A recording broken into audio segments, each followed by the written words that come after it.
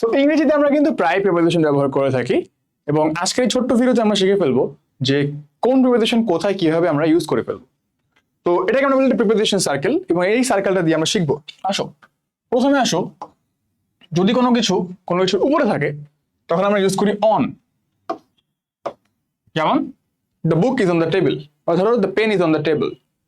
কোনো কিছু যদি উপরে থাকে বাট ডিরেক্ট কন্ট্যাক্টে নাই, যেমন কি কলমটা কি টেবিলের কন্ট্যাক্টে আছে, ধরো কন্ট্যাক্টে নাই, উপর দিয়ে যাচ্ছে, তখন আমরা দুটো জিনিস ইউজ করতে পারি। একটা হচ্ছে গিয়ে অ্যাবভ, আরেকটা হচ্ছে গিয়ে ওভার। কখন ওভার কখন অ্যাবভ? যখন বস্তুটা গতিশীল, কি বলছি আমি, যখন বস্তুটা গতিশীল তখন আমরা ইউজ করব ওভার। উদাহরণ চিন্তা করো, যেমন আমি বলতে পারি the boy jumped over the fence, সে কিন্তু গতিশীল আছে, লাফ দিয়ে গেছে। অ্যাবভ ইউজ করবো যখন আমরা স্থির অবস্থায় আছে, তখন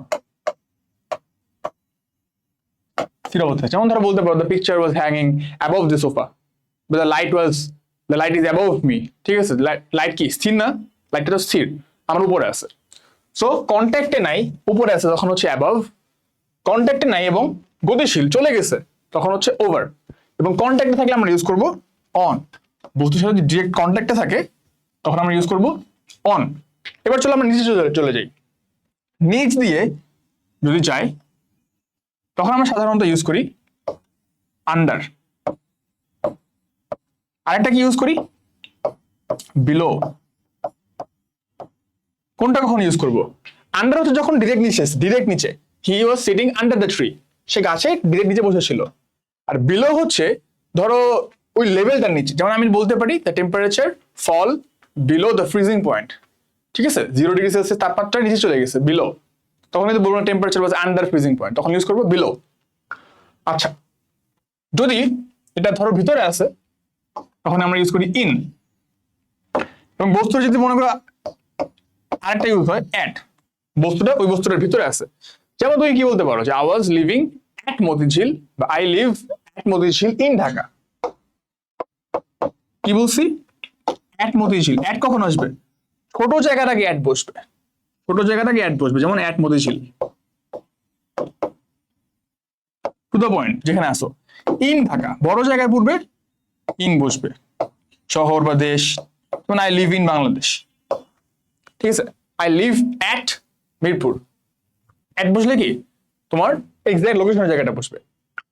আচ্ছা, এবার আসো, খুবই কমন কয়েকটা কথা আছে। একটা হচ্ছে আমাদের বিসাইড বা বাই। বিসাইড বলতে পাশে, সো যদি পাশে থাকে তখন বিসাইড। আরেকটা ইউজ করি বাই।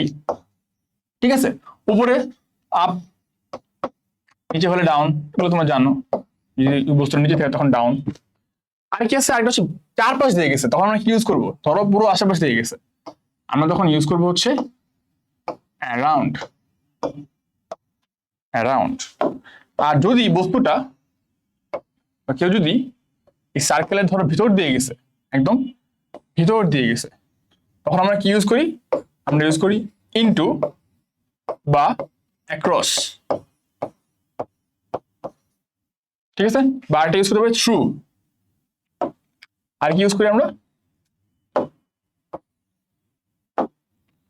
ইনটু, অ্যাক্রস বা থ্রু।